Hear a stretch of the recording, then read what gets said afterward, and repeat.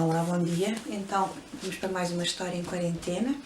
Desta vez mais uma história da nossa história de Portugal. E hoje trago-vos uma rainha muito, muito especial. Uma mulher também que eu admiro, Dona Leonor de Lencastre, mulher de Dom João II, a princesa perfeitíssima.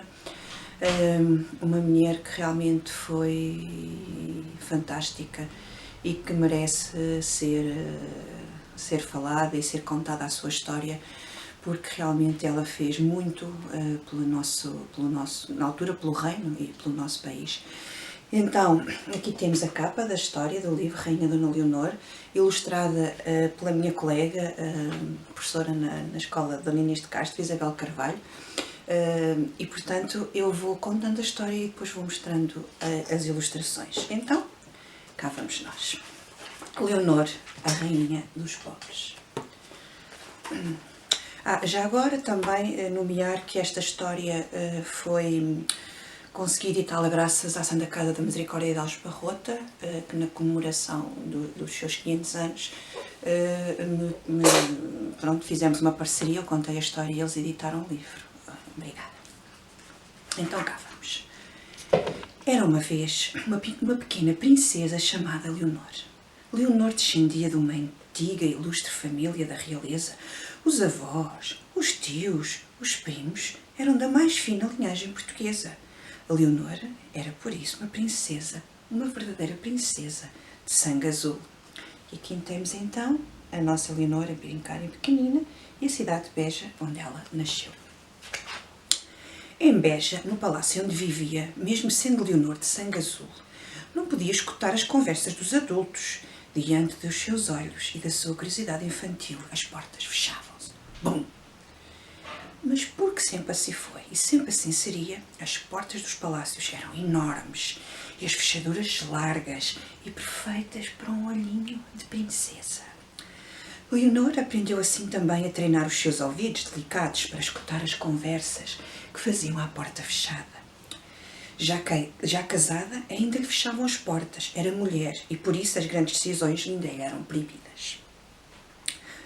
Mas Leonor tinha tanta vontade de agir, de auxiliar os mais necessitados e desfavorecidos, que no sossego do seu quarto ia traçando os planos para quando fosse rainha.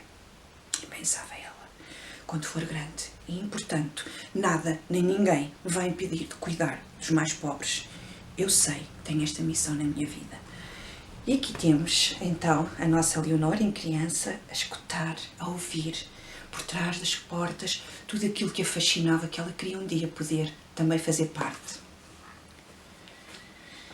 As portas dos palácios abriram-se como por magia no dia em que soube que ia ser rainha. Jamais teria de escutar e espreitar às portas. Leonor era agora uma das personagens principais e pisava o palco, que outrora ela só tinha visto pelo buraco da fechadura. Agora, rainha de Portugal, as portas abriam-se de par em par. Mal sentiam a sua presença e a bondade do seu coração. Era uma sensação maravilhosa, pensava Leonor para os seus botões. Agora sim, era ela a personagem principal. João, seu marido, que sobe ao trono como Dom João II, irá expandir os sonhos de Portugal. Os seus marinheiros percorrem a costa africana. Bartolomeu Dias, seu navegador, dobra o cabo da Boa Esperança. Afinal, há passagem do Atlântico para o Índico. Assina o Tratado de Tordesilhas.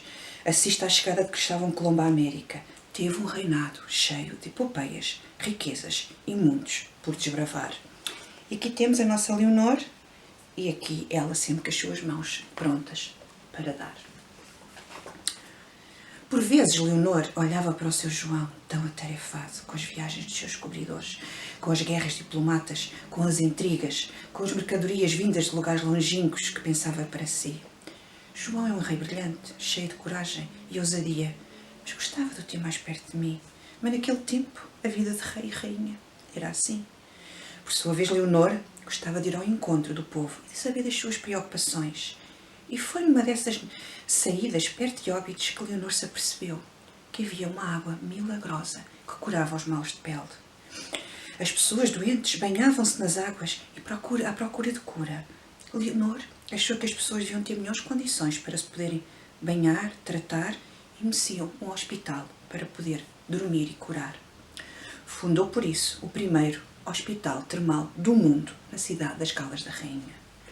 Conta a história que a rainha deu ordens para que todos os doentes que entrassem no hospital vestissem uma bata para não haver diferenças sociais. As termas passaram a ser um dos locais de tratamento onde ricos e pobres tinham acesso de forma gratuita. Durante o seu reinado, Leonor percebia que uma enorme riqueza vinha do além-mar, que enchia o cofre só de alguns. Todavia, no reino, havia tanta gente pobre, tanta criança órfã, tanta gente a mendigar, tanta falta de cuidados de saúde. Era impossível ser-se indiferente.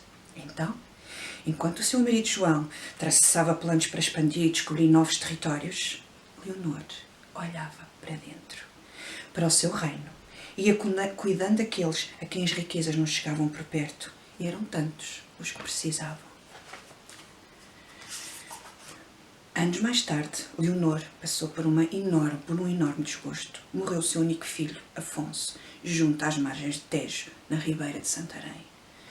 Leonor recolheu-se no palácio e, durante um tempo, as portas que se tinham aberto par em par voltaram-se a fechar, e desta vez a 7 chaves.